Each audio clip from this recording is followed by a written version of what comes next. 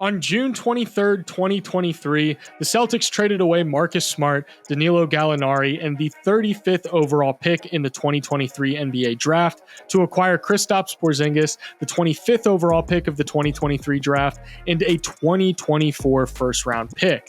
Fast forward to just over a year later, and the Celtics have now taken a 1-0 lead in the NBA Finals against the Dallas Mavericks. This was Porzingis' first playoff game since April 29th, missing 10 straight playoff games, but you wouldn't be able to tell he was coming off of an injury after watching this game. The impact that Porzingis had was as clear as day, but even just from the box score, you can get a pretty good idea of everything that he was doing. He dropped 20 points, nabbed 6 rebounds and 3 blocks, and he was highly efficient from everywhere on the floor. But the craziest part to me is not only did he come off the bench, he only played 20 minutes. The Mavericks clearly had their hands full trying to slow him down, especially when the Mavericks were switching smaller defenders onto him.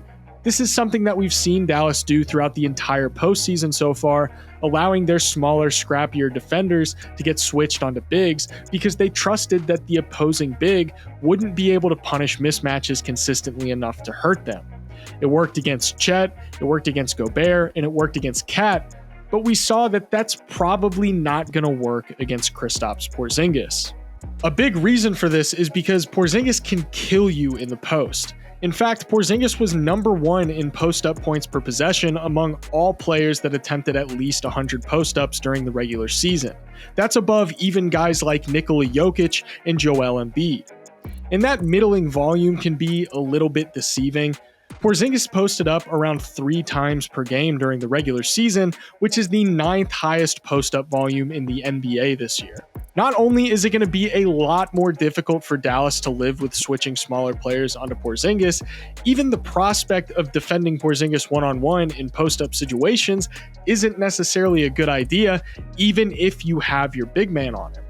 But let's say hypothetically that the Mavericks start sending double teams onto Porzingis when he gets the ball in the post or when he's facing up, just to try and get the ball out of his hands. The issue that they're likely going to run into is they're going to have to leave one guy open, possibly one pass away, and we know that Boston will happily put you into rotation because that plays into their strengths as a team. This is why Porzingis works so well in Boston's offense. He can score against mismatches seemingly whenever he wants to, but he can also capitalize on what the opposing team is giving him when they send double teams and provide extra defensive attention on him.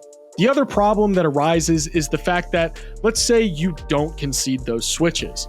Lively shows on Tatum, allowing Josh Green enough time to recover, but when Lively looks to go back and cover Porzingis, he's already popped out for the pass, and Porzingis' lightning fast release makes it nearly impossible for Lively to get there in time to contest and actually have a chance at disrupting the shot. Even outside of actions that Porzingis is directly involved in, just having him as a release valve is a dangerous coverage on its own, with White getting this screen from Tatum and finding Porzingis pulled way out beyond the arc. And even with Luka's closeout, the speed of release and the height of his shot just makes it impossible for him to even have a chance of disrupting the shot.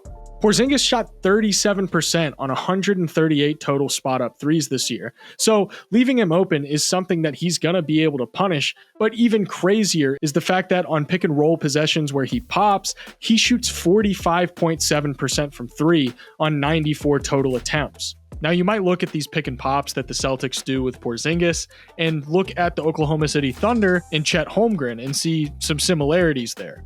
But there's a pretty major difference, and it's that Porzingis' release on these pick and pop shots is way faster than Chet's. Chet kind of allows the defense time to recover due to the fact that his release is still a little bit slow. This is actually something that I want him to work on a little bit during the offseason, but Porzingis doesn't have that issue.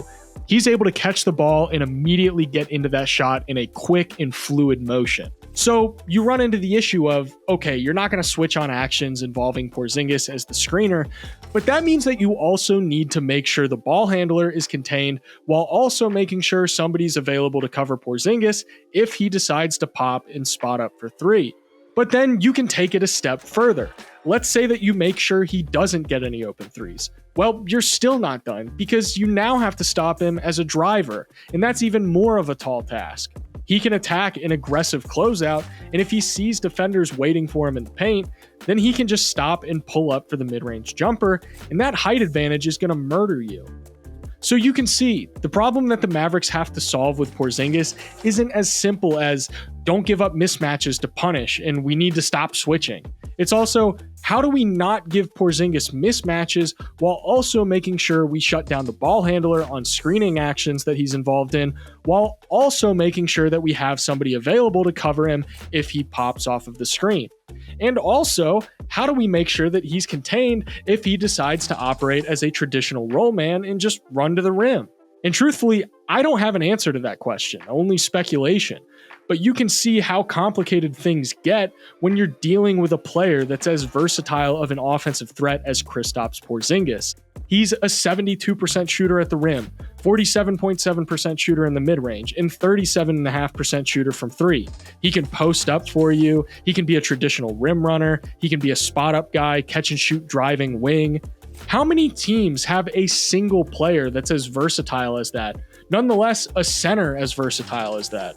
And it's even crazier that he's not even the first or second option. Opposing teams already have their hands full trying to figure out, how do we contain Jayson Tatum? How do we contain Jaylen Brown? So oftentimes you're going to see those two guys demand plenty of defensive attention on their own, and then you also have to deal with Porzingis somewhere else on the floor already. I'd say there's a pretty compelling argument that you can make that Porzingis is the most versatile offensive big man in the NBA right now.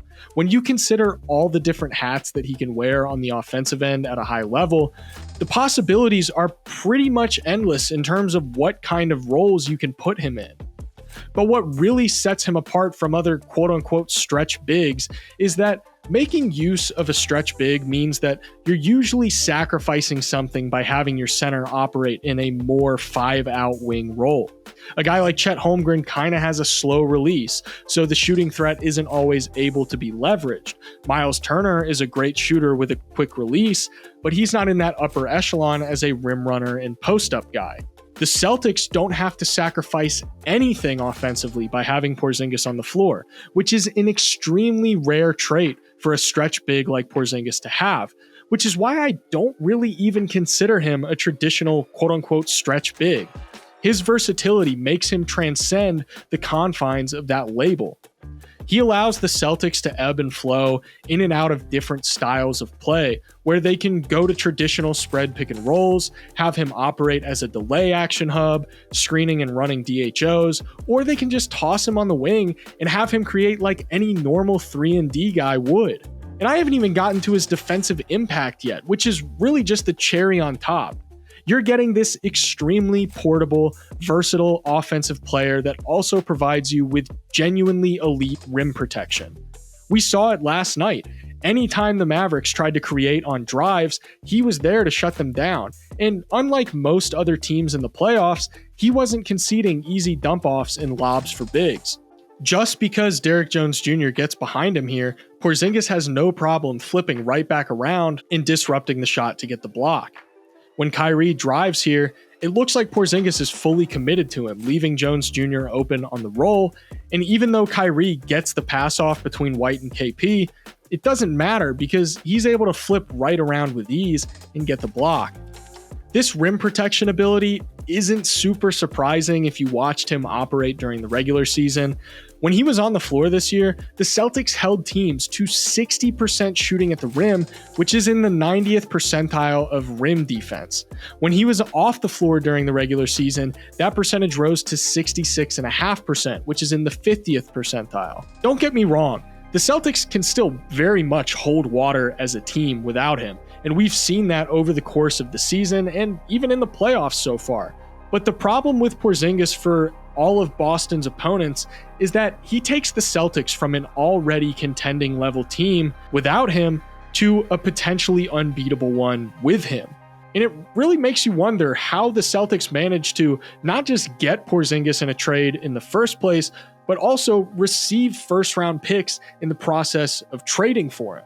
Really hope you guys enjoyed this video. I'd appreciate it if you considered leaving a like and subscribing if you want to see more stuff like this. It really does help me out a ton and help me continue making videos like this. Thank you all so much for watching, and I'll see you in the next one.